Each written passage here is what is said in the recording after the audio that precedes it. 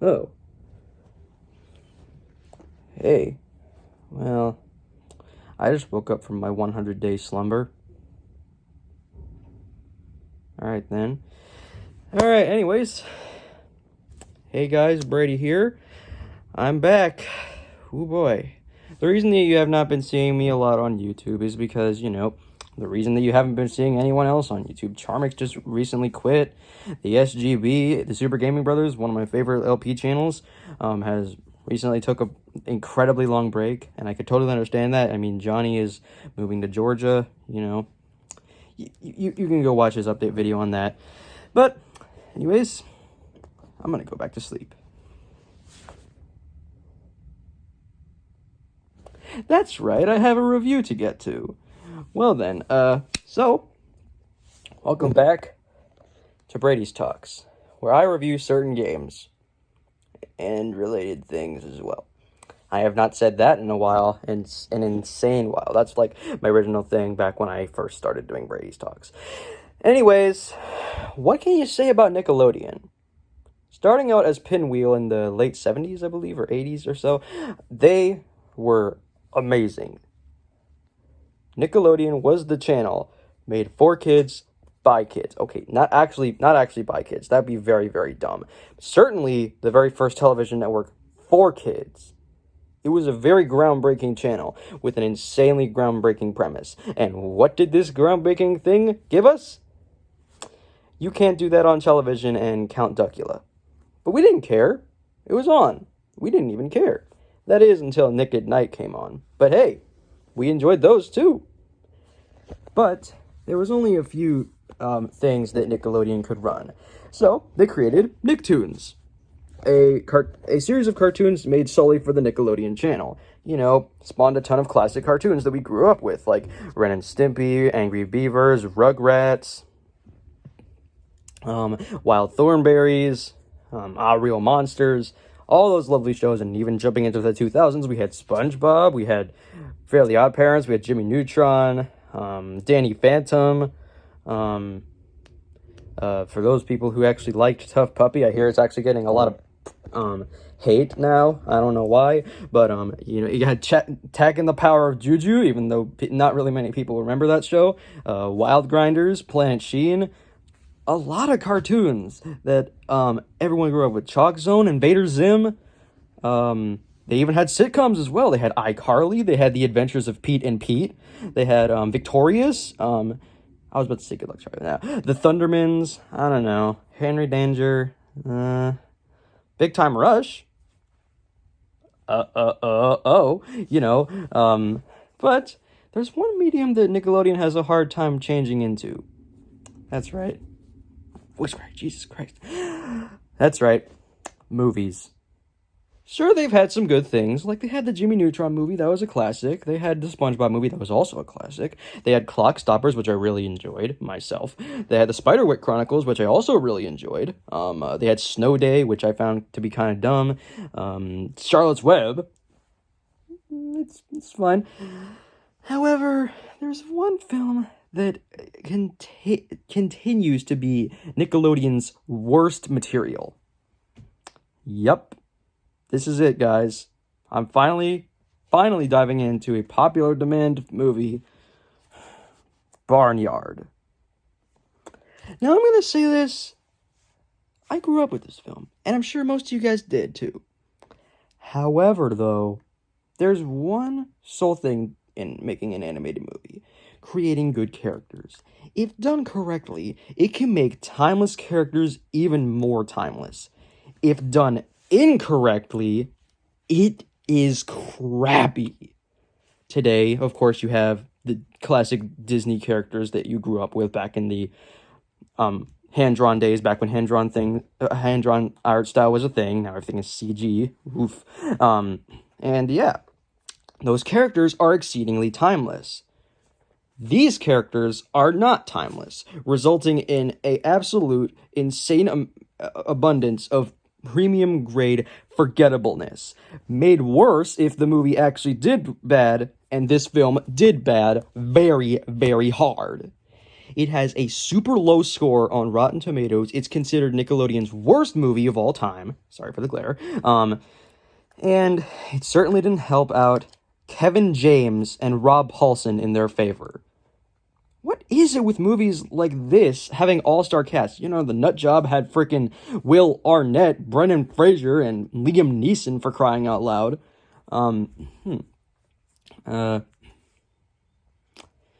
Over the Hedge had, you know, like Wanda Sykes and John Travolta, I'm pretty sure. Or, no, not John Travolta. I'm thinking of someone else. Bolt has John Travolta. And those films did okay.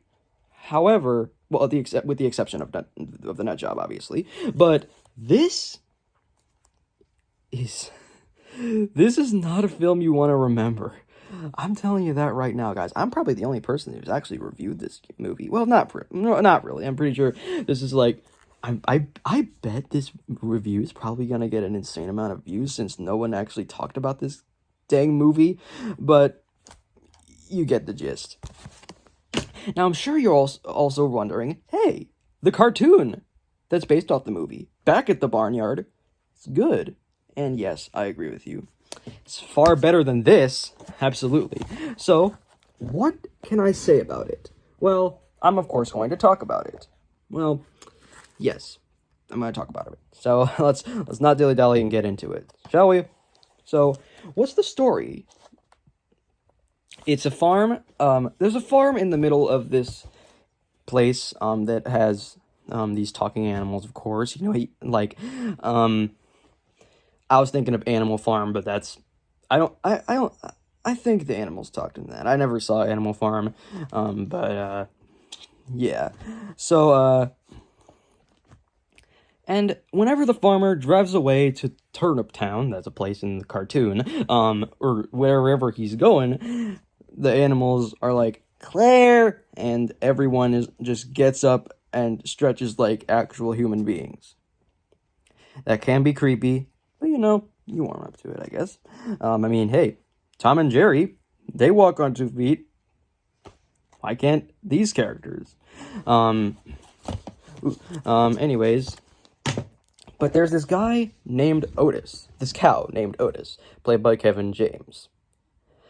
I legitimately think Kevin James can be a very funny guy, but he's in nothing but crap. He's in Pixels, he's in Grown Ups, he's in Paul Blart, which I don't find to be the worst, but I don't find to be the best. He's in Here Comes the Boom. He's in Zookeeper. Ugh. Yeah, Kevin James has a very bad track record. But, you know, at least Rob Paulsen is in it, playing a chicken. He has a good track record.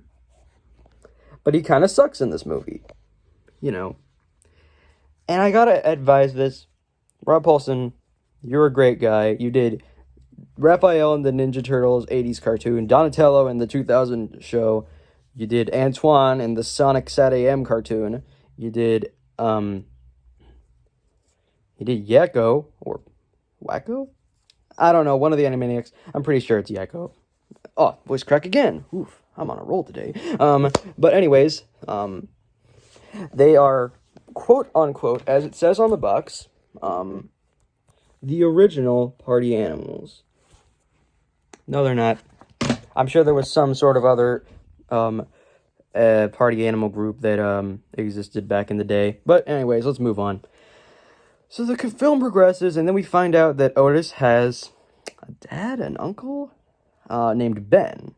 And he likes to play his guitar and sing a classic song like, what's it called? Won't Back Down or Stand My Ground? Yeah. Really? That song? You really gonna choose that? I don't know. I mean, you could have Cars chose Life is a Highway, and this film chose a song that no one really listens to. I don't know. Anyways, so what else is there to say about this film? There's this one scene that there's like a huge party in the barn, and they unleash this monster called Wild Mike, and he's an abomination. He looks like a Karibo if he took too many drugs. Ooh, Yu-Gi-Oh reference. But, anyways, yeah. As we progress through the film, it continuously gets more cheesy and stupid. There's of course a lot of things that go on. There's this girl cow who's starting to have a crush on Otis, or Otis is having a crush on her. I don't entirely know, but it turns out that Ben during the party, Ben dies for some reason. I'm pretty sure he got attacked by wolves. Yeah, that's what happens in the film. Yeah, and so Otis rushes to find his dad, uncle, grandpa. I don't know. And so he decides to get revenge on those wolves by going to their hideout in the junkyard with his buddies, of course. Like Pig, the pig and the chicken. That what's it called? A hyena? I don't know. That other guy who's apparently has a fever dream of eating all the chickens in the coop. That's kind of disturbing, but also kind of silly. So they of course play Won't Back Down for the second time. Otis beats up the bad guys and saves the day and tries and is like, I'm gonna get my father's brethren back. I'm gonna follow in the footsteps of my dad, or uncle, or grandpa, or Philly Lily known as whatever, and I'm gonna save the day from destruction. Ooh, another reference to the Jimmy Neutron theme song, a far superior cartoon. Well, then again, Back at the Barnyard was pretty good too. So, and so he beats him up and returns to the barn, where, as a surprise, the girl cow is pregnant. Okay, I didn't even know cows could get pregnant. I don't know. And of course, they have Otis and the what's her name? Bessie? I'm pretty sure. No, that's the other one. Whatever her name is, they have a baby, and they name it Ben, after Otis's father. And so, I know I skipped through a bunch of major parts in the movie, like, Biggie Cheese and Mr. Bombastic. Ugh. Abominations that should never be looked at. Yeah. And, that's basically that. So, they live happily ever after. The end. What can I really say about Barnyard? I can say it's better than The Nut Job. I can definitely say that it's much better, more tolerable than The Nut Job. Undeniably, actually. But it's still not good. It's definitely Nickelodeon's worst piece of crap, but trust me, I've seen worse. Far worse. It's like Scooby-Doo Cyber Chase. I've seen much worse. You know, I just recently saw a movie called The Happy Time Murders, and that's worse than this. By the way, don't watch Happy Time Murders. It will scar you for life. That's the one big reason why I watched The Last Unicorn after it. You know, Dan Avedon's favorite movie. Anyways, let's continue back to the review. Anyways, don't pick this movie up. Unless you're curious. If you're curious, that's fine. That's totally fine, actually. If you're curious, pick this one up. If you don't want to do it, feel free to not. But, sadly, sorry to ruin your childhoods, guys. This is not a good movie. Now all I need to do is get to Chicken Little and ruin my own childhood. Anyways, we'll get to Chicken Little when we get to Chicken Little. Because I've taken a look at a lot of bad animated movies, like Angry Birds movie and all that, Nut Job, but yeah. Definitely not the worst. Definitely not worse than Nut Job, but definitely one of Nickelodeon's worst pieces of garbage. Simply hysterical. Not even close. Anyways, catch y'all later. Good news is that I'm back. I can finally do videos again. Whenever I feel like doing a video, I'm going to probably take another 70 million day break. But, that's beside the point, of course. I'm doing this for a lot of people who actually do watch my content. The big reason you haven't seen He-Man 10 of 10 videos from me, I'm not answering that. But, anyways, I will catch y'all in the next review or video that I do. I don't know. Maybe a game vlog, maybe a discussion collection video, updated, whatever. I don't know. Anyways, I will catch y'all later. Sayonara, peeps. Take care.